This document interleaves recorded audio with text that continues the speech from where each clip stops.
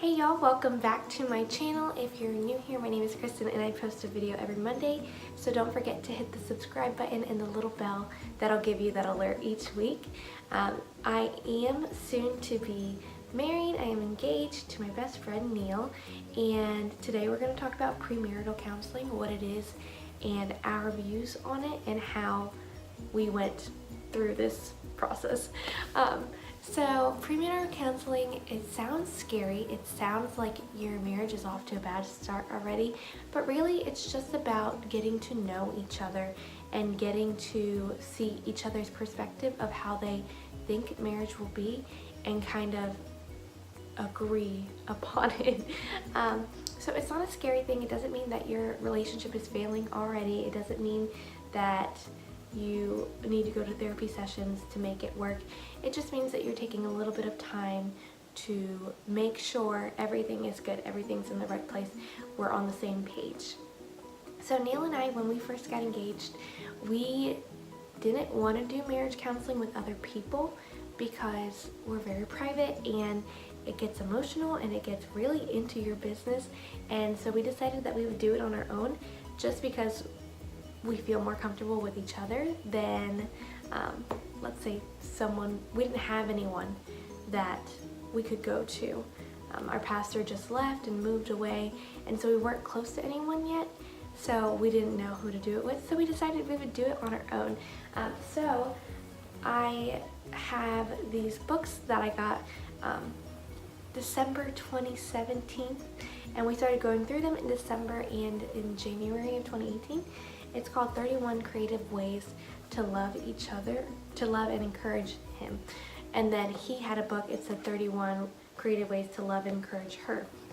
So it's a 31-day challenge, and it's so fun. I loved it so much. He loved it so much. It was just a great way to kind of start our engagement and realize that even though we do have these love languages, there's other ways to love them. So I'm going to give you a few examples. Prayer, scripture, snack time, surprise him with his favorite snack. Write down 10 things you love about him and surprise him with it. Make it known, post a picture on Instagram or Facebook or any social media just to show the whole world. That's how we show our love lately, is to just show the whole world that you are in love with him. Cheerleader, bucket list, compliments. There's so many different ways to learn how to love each other, and this was a great book to start it with. It's by Jeff and Alyssa Bethke or Beek. I'm not sure how to say their last name, but I love their podcasts. I love watching them on Instagram and their books. So I decided that I would go ahead and get some material from them to start our marriage off right. And I would definitely encourage everyone, if you are going through marriage, you can even do this in like your boyfriend and girlfriend stage. You don't have to be married, you don't have to be engaged. It's just a really fun way to love each other more and to have little ideas on how to make their day better. So I love this one, and then you have little places where you can write your notes on how it went. That's why I don't have Neil's, her book, because it has personal notes in it and how you felt about it and little prayers.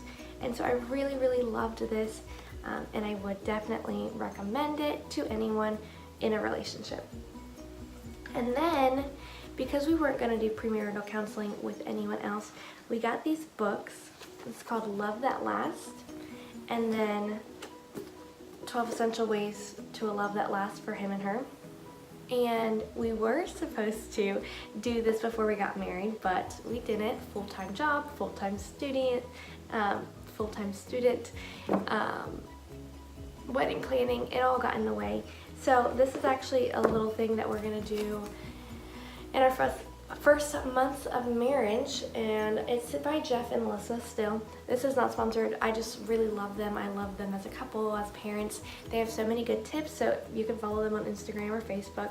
I just think they're really helpful in Christian marriages and Christian households and how to love each other and put God first, which is what Neil and I are trying to do.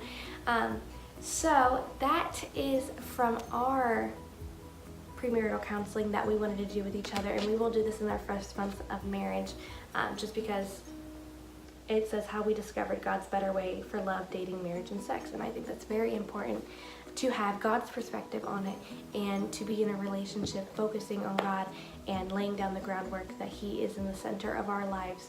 And we love each other still, but we love Him more than we love each other. And so that's what we're really working on right now. And lastly, so I said that we didn't go to premarital counseling, but I think it was in the summer, one of our friends who was taking a graduate class at Southeastern college campus, they had a requirement to do premarital counseling for people to be licensed in it. It was the SYMBIS, Start Your Marriage Better Before It Starts. Start Your Marriage, but SYMBIS. Yeah, I think that's what it stands for. Start your marriage before it starts. Something like that. Look up the SYMBIS, SYMBIS. And so because she was required to do it when she was licensed, Neil and I trusted her, Neil and I loved her, so her and her husband did it with us. And I want to say that we were there for like 5 hours, and we just went through this entire book. I should have brought it, but I didn't. I went through this entire book. It's super personal. I don't think I want to share it anyways. We were crying, we were eating cookies. We even went out later to dinner. We spent the entire day with them. It was so fun. So I'd say if you are looking for premarital counseling, to do it with people you love, to do it with people that you trust and that you can be open with, because you do get open with them. And so it's just basically taking an assessment beforehand, like a personality test, but it's more on your expectations of marriage. And so it was like, who do you expect to clean the dishes? Who do you expect to do this? Who do you expect to walk the dog? And so my expectations and his expectations were lined up, and we kind of compared them, like, oh, in your household when you grew up, this is what happens, but in my household, this is what happens. Let's talk about it and decide what we want to happen in our own household. Because you don't realize how like conditioned you are from the way that you grew up compared to the way someone else grew up. You know, it's completely different, but you spent 18 years of your life, some of you, with your parents, and so you think of marriage the way they showed you the marriage. So having two different perspectives is a little difficult, and blending those is a little difficult. So it's nice seeing it all on paper and seeing the expectations that each of us have because of our backgrounds and because of our cultures and traditions and that kind of stuff. So I would definitely recommend, if you do have someone you know that can do premarital counseling for you, go ahead and do so. If not, get these books. I love these books, or get something similar to these books, just something that's making you guys learn more about each other, making you guys love one another in different ways, making you guys talk about the way that you grew up, the traditions you have, the holidays, everything, just your personal lives dug deep inside.